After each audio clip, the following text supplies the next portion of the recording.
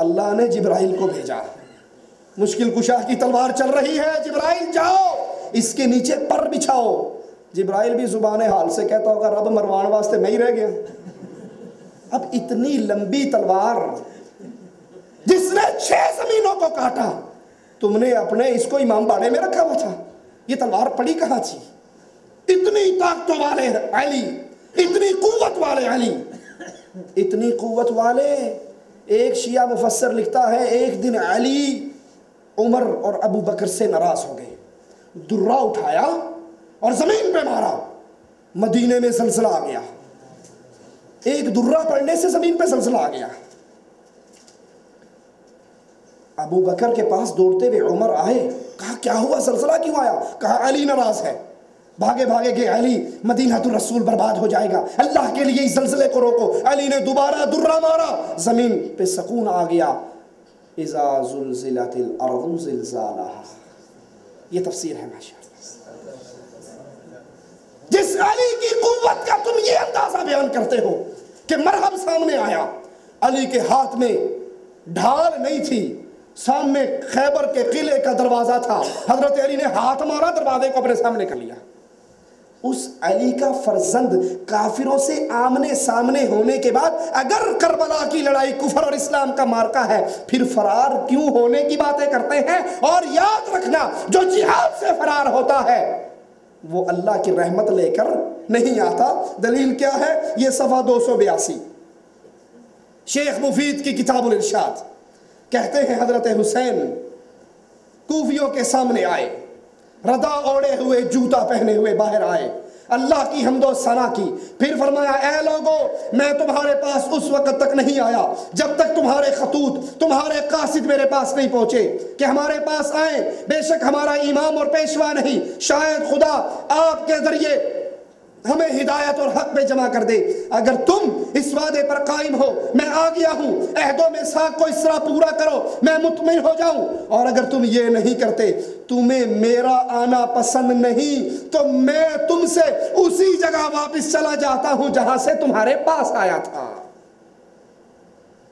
ان کوفیوں نے حسین کو بلا کر غداری کی، اور اس غداری کا ذکر حضرت حسین یوں کرتے ہیں، تم نے مجھے خطوط لکھ کر، ایلچی بھیج کر، قاصد بھیج کر بلایا، اب اگر میری مدد کرنے کا پروگرام تمہارا بدل گیا ہے تو میں وہاں لوٹ جاتا ہوں جہاں سے آیا تھا۔ میدان جنگ جہاد جب شروع ہو جائے مجاہد لوٹا نہیں کرتے۔ خالد بن ولید رضی اللہ عنہ وارضہ، چند ہزار صحابہ، 1.5 لاکھ رومیوں سے مقابلہ، پشتوں سے پشتے ملا کر مقابلہ کیا، سورج غروب ہوا، 70,000 لاشیں کفار کی گری، صبح کو کافروں کو سامنے آنے کی جرت۔ اور یہاں تو اگر تم اس کو جہاد مانتے ہو، مارکہ حق اور باطل مانتے ہو، حسین خود کہتے ہیں تم نے مجھے بلایا، اور اگر تم اب میری مدد نہیں کرتے تو میں واپس لوٹ جاتا ہوں جہاں سے میں آیا تھا۔ یہی قصہ حضرت حسین اسی کتاب کا شیخ مفید 298 صفحے پہ نقل کرتا ہے، اور احسن النقال کے 398 صفحے پر نقل کرتا ہے۔ یہ جہاد ہوتا تو حسین واپسی کی باتیں نہ کرتے۔ حضرت حسین رضی اللہ عنہ وارضہ 3 شرطیں پیش کرتے ہیں کوفیوں کے سامنے، 3 شرطیں، ذرا غور کیجئے ان 3 شرطوں پر۔ احسن المقال صفحہ 405، حضرت حسین کی یہ شرطیں۔ حضرت حسین کہتے ہیں عمر بن سعد کو پیغام بھیج کر کہ میں آپ سے ملنا چاہتا ہوں۔ رات کے اندر ملاقات ہوتی ہے، حضرت حسین کو وہ قائل کر لیتے ہیں، پھر حضرت حسین کی 3 شرطیں لکھتے ہیں کہ جناب اے امیر، اللہ نے ہمارے حسین کے نزاع کی آگ کو خاموش کر دیا، امت کے معاملے کی اصلاح ہوگی، حسین نے مجھ سے عہد کیا ہے کہ وہ اس طرف پلٹ جائیں گے جہاں سے آئے ہیں، پہلی شرط مجھے وہاں جانے دو جہاں سے میں آیا ہوں۔ دوسری شرط مجھے کسی اسلامی بارڈر پر رہنے دو جہاں میں کفار سے جنگ اور جہاد کرتا رہوں۔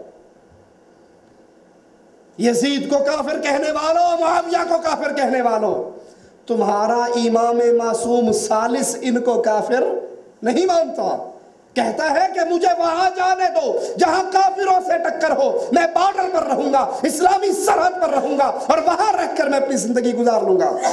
اچھائی اور برائی میں میرا حکم ایک عام مسلمان جیسا ہوگا۔ یہ بھی نہیں مانتے، میں یزید کے پاس چلا جاتا ہوں، کتاب تمہاری ہے، احسن المقال صفحہ 405۔ اور دیکھیے لکھتے کیا ہے کہ میں امیر یزید کے پاس چلا جاتا ہوں، میں اس کے ہاتھ پر ہاتھ رکھ دیتا ہوں، بیعت کرتا ہوں یزید کی، اور پھر جو یزید چاہے گا وہ میرے معاملے کے اندر فیصلہ کر لے گا۔ 3 شرطیں حضرت حسین رضی اللہ عنہ وارضا پیش کرتے ہیں، یہی 3 شرطیں تذکرۃ المعصومین سید علی نقی کی صفحہ 153 کے اوپر بیان کرتے ہوئے کہتے ہیں، لا حول ولا قوة۔ حضرت حسین نے ابن سعد کو کہا، رات کی تنہائی میں تجھ سے ملنا چاہتا ہوں، اور یہاں پر یہ دلیل ہے حضرت حسین کا اپنے موقف سے رجوع کر لینا اور یزید کے ہاتھ میں ہاتھ دے دینے کا۔ انہوں نے رجوع کر لیا خروج سے، اپنا ہاتھ یزید کے ہاتھ میں دیتے ہوئے 3 شرطیں پیش کی کہ اگر چاہو میں مدینے میں واپس چلا جاؤں، اگر چاہو کسی اور بستی میں سب مسلمانوں کی طرح محکوم فرما بردار ہو کر رہوں، اور اگر یہ بھی نہیں تم چاہتے تو پھر میں خود امیر المؤمنین یزید کے پاس چلا جاتا ہوں، جس طرح وہ چاہے گا میرے معاملے کے اندر فیصلہ کر لے گا۔ حضرت یزید کے ہاتھ میں اپنا ہاتھ دے دوں گا۔ حسین رضی اللہ عنہ وارضا رات کی تنہائی کے اندر عمر بن سعد بن ابی وقاص سے ملاقات کر کے یزید کے ہاتھ میں ہاتھ دینے کے لیے تیار ہو جاتے ہیں، لیکن وہ کوفی شیعہ جو حضرت حسین کو لینے کے لیے مکے سے چلے تھے، سلیمان کے گھر کے اندر اجتماع کرنے کے بعد جب انہوں نے رات کے اندر حضرت حسین اور عمر بن سعد کے درمیان ہونے والی ملاقاتوں کو دیکھا کہ یہ تو رشتہ دار ہیں، یہ تو علی کے سالے ہیں، رشتے میں حسین کے ماموں لگتے ہیں، یہ تو صلح ہو جائے گی تو پھر ہمارا بھانڈا پھوٹ جائے گا، حسین ان کو معاف کر دیں گے اور یزید ان کو معاف کر کے پوچھیں گے بلایا کس نے تھا، وہ خطوط تو دو، باغیوں کے نام تو دو۔ ان کوفے کے شیعوں نے جب حضرت حسین کا یہ موقف سنا کہ وہ یزید کے ہاتھ میں ہاتھ دینے کے لیے تیار ہو گئے، تو پھر وہ کوفی شیعہ جو حسین کو لینے کے لیے مکے سے 50 شیعہ ساتھ چلے تھے، انہوں نے حضرت حسین پر حملہ کر کے حضرت حسین کو شہید کیا۔ آپ نے اکثر ذاکروں سے سنا ہوگا خیموں میں آگ لگی ہوئی تھی، وہ خیموں کی آگ اس لیے لگائی گئی تھی کہ وہ 2 بوریے خطوط کی جلا دی جائے، جس میں ہم نے خط لکھ کر حسین کو بھیجے تھے کہ اگر وہ بوریاں بچ گئی تو تمام باغیوں کو سولی پہ چڑھا دیا جائے گا۔ یہ ہے قصہ اس واقعے کا۔ تم نے حسین کو بلایا رضی اللہ عنہ وارضا، تم نے اس کے سفیر کا پانی بند کیا، تم نے اس کے سفیر پہ بیعت کر کے پھر اس بیعت کو توڑا، اور پھر شہادت حسین کے اصل ذمہ دار تم ہو۔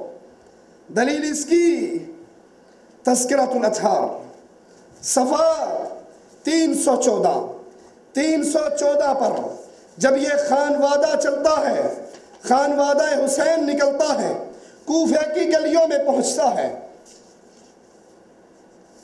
سنیے، کہتے ہیں عبداللہ بن ربیعہ کی روایت ہے، میں یزید بن معاویہ کے پاس دمشق میں موجود تھا، وہاں پر زہر بن قیس نے آ کر یزید کے پاس کہا، یزید نے اسے کہا تیرے لیے ویل اور بربادی ہو، تیرے پیچھے کی کیا خبر ہے؟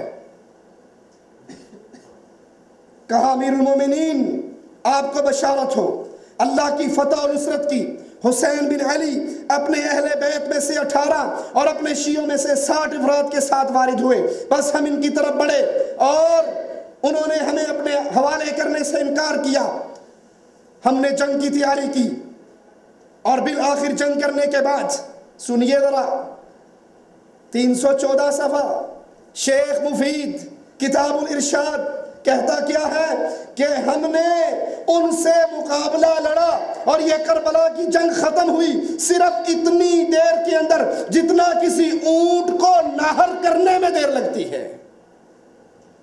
آپ نے قصے سنے ہوں گے، اتنے دن پانی بند رہا، اتنے دن پانی بند رہا، یہ ظلم ہوا، یہ ستم ہوا۔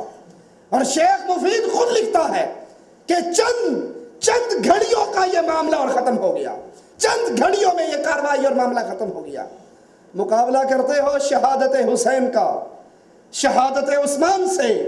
عثمان رضی اللہ عنہ وارضا اپنے دن کے اپنے گھر کے اندر بند ہوئے، 40 دن تک بند رہے، پیاسے رہے، اور ابو ہریرہ تلوار لے کر آئے، کہا عثمان تیرے نبی کے صحابی ابھی زندہ ہیں مدینے کے اندر، تو اجازت تو دے ان باغیوں کی گردنیں ہم کاٹ کے رکھ دیں۔ عثمان رضی اللہ عنہ وارضا کہنے لگے ابو ہریرہ میں اپنی جان کے لیے مدینہ الرسول میں خون خرابہ ہونا برداشت نہیں کرتا۔ یہ شہادت عثمان ہے، لوگ مرنے کے لیے تیار ہیں، کٹنے کے لیے تیار ہیں، اور عثمان کہتے ہیں لڑنا ہے تو رب کے لیے لڑو، میرے لیے نہ لڑو۔ چھت پہ چڑھتے ہیں، باغیوں سے مخاطب ہوتے ہیں، پوچھتے ہیں یہ کنواں تمہیں کس نے لے کر دیا تھا؟ کہا عثمان تو نے لے کر دیا تھا۔ کہا آج اسی کنویں کا پانی مجھے نہیں پینے دیتے؟ یہ مسجد رسول کی زمین کس نے لے کر دی تھی؟ کہا تو نے لے کر دی تھی۔ کہا اسی مسجد میں مجھے نماز نہیں پڑھنے دیتے؟ اللہ اکبر۔ باغی چھلانگ مار کے اندر آتے ہیں، حضرت نائلہ کہتی ہے عثمان ظالم تیرے گھر کی حدود کو بھی پامال کر چکے ہیں۔ جواب میں کہتے ہیں نائلہ آخری لمحات کے اندر میری نگاہوں کو رب کے قرآن سے دور نہ کر۔ رب سوال کرے گا عثمان آخری وقت کیا کر رہا تھا؟ میں کہوں گا اللہ تیرے قرآن کی تلاوت کر رہا تھا، ظالم میری گردن کاٹ رہے تھے۔ مقابلہ کرتے ہو شہادت حسین کا شہادت عثمان کے ساتھ، جس کے لیے شام کا گورنر کہہ رہا ہے میں فوجیں لے کر آتا ہوں، مدینہ الرسول کے صحابی کہہ رہے ہیں ہم فوجیں تیار کر کے آتے ہیں، حسن و حسین اس کے لیے پانی کا مشکیزہ بھر کے لاتے ہیں، لیکن وہ سب کو کہتا ہے میرے لیے مدینہ الرسول کے اندر فساد نہ کرو۔ اور ادھر وہ کہتا ہے صرف اتنی دیر لگی جتنی کسی اونٹ کو نہر کرنے میں، یا قیلولہ کرنے والا جتنی دیر میں قیلولہ کرتا ہے اتنی دیر کے اندر معاملہ ختم ہو گیا۔ پس یزید نے تھوڑی دیر تو سر جھکائے رکھا، پھر اٹھا کر کہا میں قتل حسین کے علاوہ تمہاری ہر اطاعت کو پسند کرتا ہوں، قتل حسین کے علاوہ۔ یزید کی صفائی، یزید کی برات وہابیوں کی کتاب نہیں، سنیوں کی کتاب نہیں، کتاب بھی تیری، شیخ بھی تیرا، مولوی بھی تیرا، پریس بھی تیرا۔ یزید کی صفائی تیری کتاب کے اندر۔ یزید نے کہا میں حسین کے قتل کو کبھی برداشت نہ کرتا، اس کے قتل کے علاوہ تیری ہر بات کو مان لیتا، یاد رکھو اگر میں اس کے پاس ہوتا اسے معاف کر دیتا۔ یہی تو وہ نقطہ تھا جس کو باغی کوفی شیعوں نے پہچان لیا تھا۔ اگر حسین یزید کے پاس چلے گئے، یہ تو رشتہ دار ہیں، ان کی تو برادری ایک ہے، یہ تو ہاتھ میں ہاتھ ملا لیں گے، اور اس کے بعد ان باقی کوفی سرداروں کا نام آئے گا کہ بلانے والے وہ خطوط تو دو۔ اور پھر یزید نے صفحہ 315 اسی کتاب کا ان عورتوں اور بچوں کو بلایا جو عورتیں اور بچے خانوادہ حسین سے بچے تھے، ان کو بلایا، اپنے پاس بٹھایا، اپنے گھر کے ساتھ انہیں گھر لے کر دیا، اس میں ان کی رہائش کا اہتمام کیا، اور کہا خدا برا کرے ابن مرجانہ کا اگر اس کے اور تمہارے درمیان قرابت اور رشتہ داری ہوتی، تمہارے ساتھ یہ سلوک نہ کرتا۔ پھر یزید نے عورتوں کے متعلق کہا انہیں علیحدہ مکان میں ٹھہرایا جائے، ان کے ساتھ ان کا بھائی علی بن حسین بھی ہو، بس ان کے لیے یزید کے مکان کے متصل ایک مکان دیا گیا جہاں وہ کچھ دن رہے۔ پھر نعمان بن بشیر کو بلایا اور اس سے کہا تیاری کرو تاکہ تم عورتوں کو مدینے میں لے جاؤ، اور انہیں بھیجنا چاہا تو علی بن حسین کو علیحدگی میں بلا کر کہا خدا ابن مرجانہ پہ لعنت کرے، خدا کی قسم کاش میں آپ کے والد کے پاس ہوتا، جو کچھ وہ مانگتے میں انہیں عطا کر دیتا، اور جہاں تک مجھ سے ہوتا ان کو موت سے بچا لیتا۔